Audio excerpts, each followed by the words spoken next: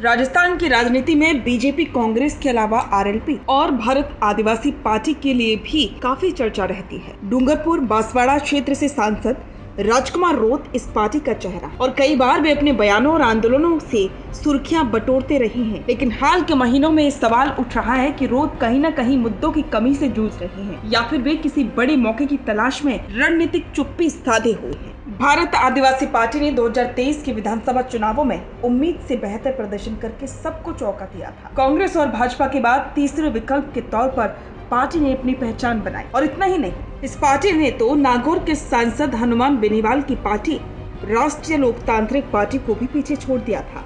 लेकिन राजनीति में स्थायित्व केवल एक चुनाव से तय नहीं होता। समय के साथ मुद्दे, नेतृत्व और जनता से जुड़ा भी पार्टी को टिकाऊ ताकत बनाता है। आज की स्थिति देखें तो हनुमान बेनीवाल और उनकी पार्टी आरएलपी का ग्राफ लगातार ऊपर जा रहा है। बेनीवाल ने किसानों और युवाओं को लेकर लगातार आक्रामक राजनीति की है। खास करके युवाओं से जुड़े मुद्दों जैसे कि पेपर लीक, सरकारी नौकरियों में भ्रष्टाचार, बेरोजगारी आदि पर उन्होंने खुलकर आवाज उठाई है। इन मुद्दों का फायदा ये हुआ कि आरएलपी केवल जाट समुदाय तक सीमित नहीं रही, बल्कि हर वर्ग के युवाओं के बीच उसकी पैठ धीरे धीरे मजबूत हो रही है। इसके उलट बीएपी अब भी अपने कोर एजेंडे आदिवासी समाज तक सीमित नजर आ रही है। ये एक बड़ी चुनौती है क्योंकि बिना व्यापक मुद्दों के पार्टी का विस्तार मुश्किल है। कुछ समय पहले राजकुमार रोत ने भील प्रदेश का मुद्दा जोरों शोरों से उठाया था। ये मुद्दा आदिवासी समाज के भीतर ऐतिहासिक और भावनात्मक रूप से गहरी पकड़ रखता है। शुरुआत में लगा कि ये मांग राजस्थान की राजनीति में गेम चेंजर साबित होगी, लेकिन समय बीतने के साथ रोत ने इस मुद्दे पर ना तो कोई ठोस आंदोलन खड़ा किया और न ही इसे लेकर लगातार आवाज उठाई। उनकी चुप्पी ने यह संकेत दे दिया कि या तो वे इसे लेकर रणनीति बना रहे हैं या फिर इस मुद्दे को आगे बढ़ाने से राजनीतिक नुकसान की आशंका देख रहे हैं। यहाँ सबसे अहम सवाल यही है कि रोत की चुप्पी को कैसे समझा जाए। पहला, मुद्दों की कमी। अगर आदिवासी पार्टी केवल भील प्रदेश जैसे संवेदनशील मुद्दों तक सीमित रहती है तो उसे आगे बढ़ाने से पीछे हट जाती है, तो ये पार्टी को कमजोर बना सकता है। बिना नए और व्यापक मुद्दों के बीएपी का भविष्य सीमित नजर आता है। रणनीतिक चुप्पी। राजनीति में कई बार नेता जानबूझकर कुछ समय के लिए चुप रहते हैं ताकि सही समय पर बड़ा दांव खेला जा सके। संभव है कि राजकुमार रोत आगामी विधानसभा चुनाव से पहले कोई बड़ा मुद्दा सामने लाने की तैयारी कर रही हों। आदिवासी बेल्ट में राजकुमार रोत की पकड़ मजबूत है, लेकिन राजनीति केवल एक क्षेत्र में सीमित रहने से नहीं चलती। आज के युवा राजनीति में वही नेता पसंद करते हैं जो रोजगार, शिक्षा, स्वास्थ्य, भ्रष्टाचार जैसे प्रत्यक्ष मुद्दों पर बात करे।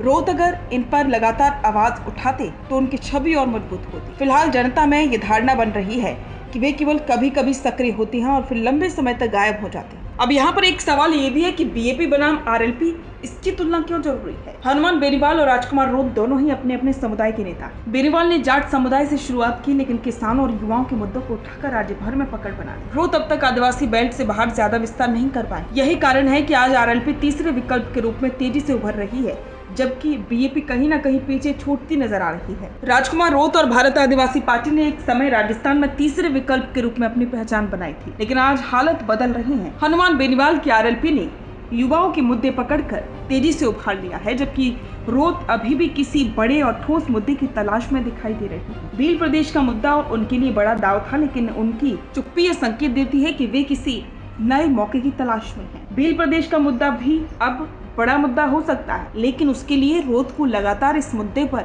अपने विचार और इसके लिए कोई बड़ी रणनीति बनानी होगी। अब भविष्य इस पर निर्भर करेगा कि रोत केवल कभी सक्रिय, कभी निष्क्रिय नेता बने रहते हैं या फिर निरंतरता और नए मुद्दों को लेकर सामने आते हैं। अगर उन्होंने युवाओं और आम जनता की रोजमर्रा की समस्याओं पर फोकस नहीं किया तो भारत आदिवासी पार्टी के तीसरे विकल्प बने रहने का सपना धीरे धीरे धुंधला पड़ सकता है। तो दिखता नहीं है, वो चलता नहीं है, लेकिन प्रॉब्लम तो यही है कि अपने बिजनेस को दिखाएं कैसे, पूरे इंडिया तक उसको पहुंचाएं कैसे। अगर आप भी ऐसा ही कुछ सोचते हैं तो समझिए आपकी समस्या दूर हो गई। जी हाँ, अब फैक्ट इंडिया न्यूज से आपके विज्ञापन, आपके पॉडकास्ट, आपके रियल एस्टेट प्रोजेक्ट्स, आपके बिजनेस को पूरे राजस्थान में पहुंचाने का एक बेहतरीन मौका आपको मिल रहा है, जहां पर आप 480 लाख प्लस सब्सक्राइबर्स और 10 करोड़ से ज्यादा टोटल न्यूज वाले चैनल में पहुंचा सकते हैं अपनी बात हमारे यानी फैक्ट इंडिया के साथ। अधिक जानकारी के लिए व्हाट्सएप करें।